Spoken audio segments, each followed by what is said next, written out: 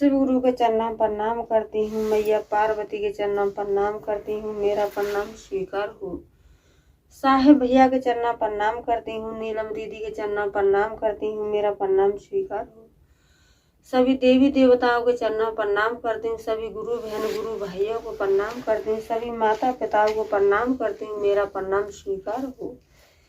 आइए आप सबका कमलेश भक्ति चैनल पर स्वागत है। मैं आपको एक चर्चा सुनाने जा रही हूँ। चर्चा बहुत सुंदर है और देवों के देव महादेव की आदि चर्चा सुनने पर अपमान होता है और पूरी चर्चा सुनने पर सम्मान होता है। इसीलिए पूरी चर्चा सुनना चाहिए और देवों के देव महादेव की लास्ट में कमेंट में हर हर महादेव जरूर लिखना चाहिए। क्यों कि कमेंट में लिखने से बोलने से घर की सभी मुसीबत संकट सब दूर होते हैं, सब ग्रह दूर होती हैं और घर में बड़ी सुकून शांति बड़ा अच्छा होता है। इसीलिए देव महादेव की जरूर लास्ट में हर हर भोले नमः शिवाय जरूर बोलना चाहिए। आइए आप सबका कमलेश भक्ति चैनल पर स्वागत है। तो एक गांव था, तो उस गांव में और एक राजा रहते थे। तो राजा के 7 बेटी थी। राजा के 7 बेटी थी। तो राजा क्या सोचे, कितना महंगाई चल रही है, मैं 7 बेटियों की कैसे शादी कर पाऊंगा। तो उन्होंने अपनी एक बेटी से कहा कि बेटी चलो तुम्हें घुमाने के लिए लेके चलूंगा।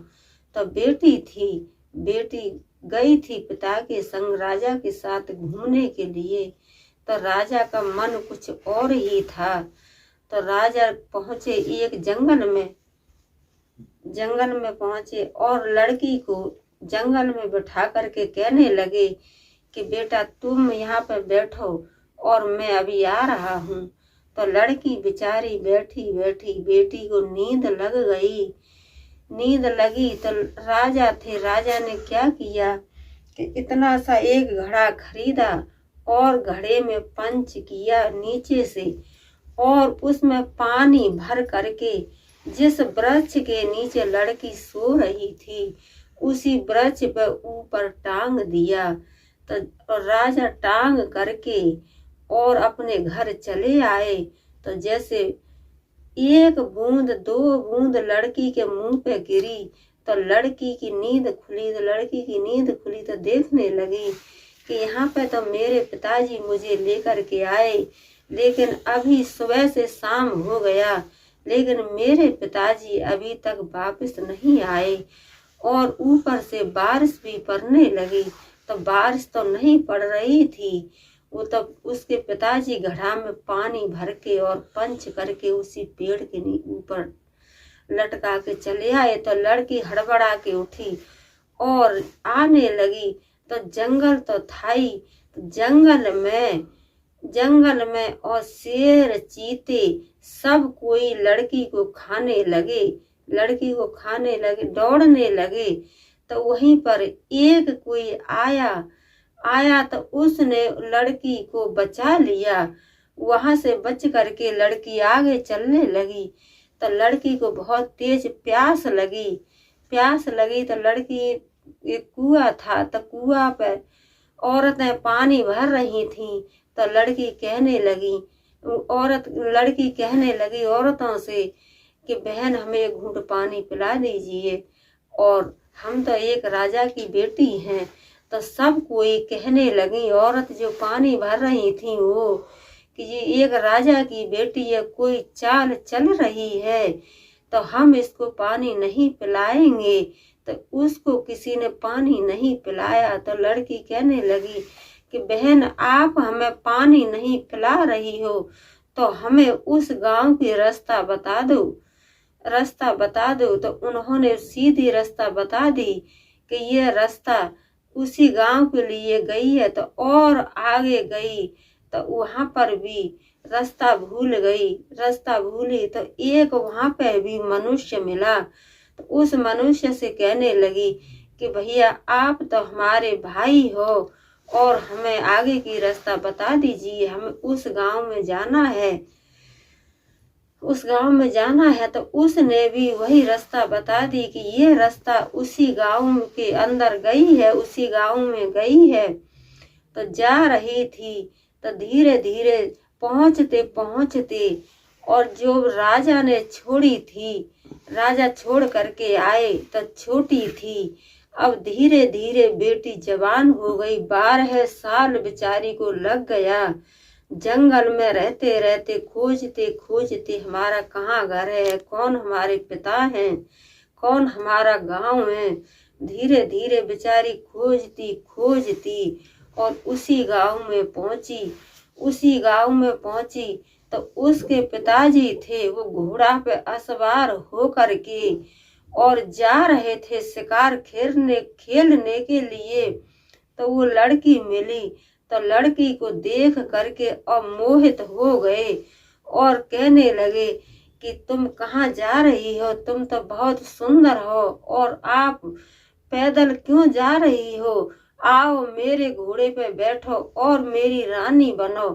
तो जो राजा थे उनको बेटी को पहचान नहीं पाए वो, और बेटी ने अपने पिता को पहचान लिया।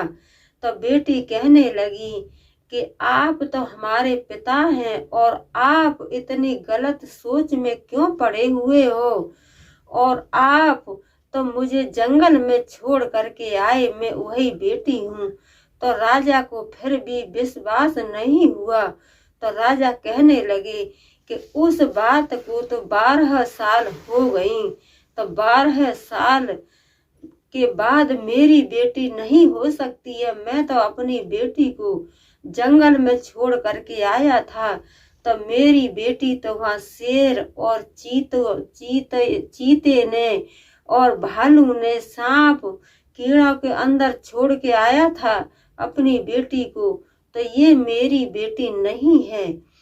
तो वो कहने लगी, पूरी बातें पिछली बताने लगी कि तुम तो मेरे पिता हो और तुम मुझे लेकर के गए, छोड़ के जंगल में चले आए, और जंगल में आपने एक घड़ा में पानी भर करके ऊपर टांग दिया था और घड़े में पंच कर दिया था। तो वो बूंद पानी की मेरे मुंह पे गिरी, तो मैं अपना इधर ही चली आई, और रास्ते में मुझे एक मनुष्य मिला था तो जंगल में ही, और वहां पर शेर और भालू चीते मेरे पर दौड़ दौड़ करके आ रहे थे, बहुत तेजी से चिल्ला रहे थे। तो उस भाई ने और मेरी जान बचाई, और मैं आगे आ रही थी तब पनिहारी कुआं पे पानी भर रही थी, उनसे मैंने पानी पीने के लिए कहा था, उन्होंने मुझे पानी नहीं बताया, पानी नहीं पिलाया। और उससे आगे मुझे एक भाई और मिले थे, तो उन भाई से भी मैंने रास्ता पूछी थी, तो उन भाई ने मुझे इस गांव की रास्ता बताई है। तो इतने में लड़की अपनी बीती हुई कहानी अपने पिता को बता रही थी। तो इतने में एक साधु जी प्रकट हुए। तो साधु जी तो थे नहीं, वो तो भगवान थे। तो भगवान थे, वो कहने लगे कि तुम इस बेटी के साथ में अन्याय क्यों कर रहे हो, ये तो आपकी बेटी है और आप अपनी बेटी से शादी करना चाहते हो। तो राजा थे, उनको फिर भी विश्वास नहीं हुआ। तो जो साधु थे, साधु नहीं थे, वो तो भगवान थे। तो भगवान ने और सारा कुछ जो बीती हुई कहानी थी, वो सारी बीती हुई कहानी बताई थी। तो लड़की कहने लगी कि आप तो मेरे पिता हो, मैं आपकी बेटी हूँ और मैं आपके साथ शादी कैसे कर सकती हूँ, और आप अगर मेरे से शादी करोगे तो आप कोढ़ ही बन जाओगे, आपके कोढ़ फूटने लगेंगे। आप मुझे गलत नजर से मत देखो, आप तो मेरे पिता हैं।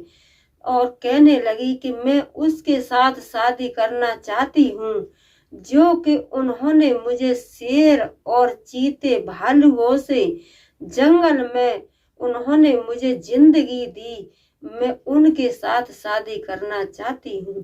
तो वो जो साधु थे, वो साधु तो थे नहीं, वो भगवान थे।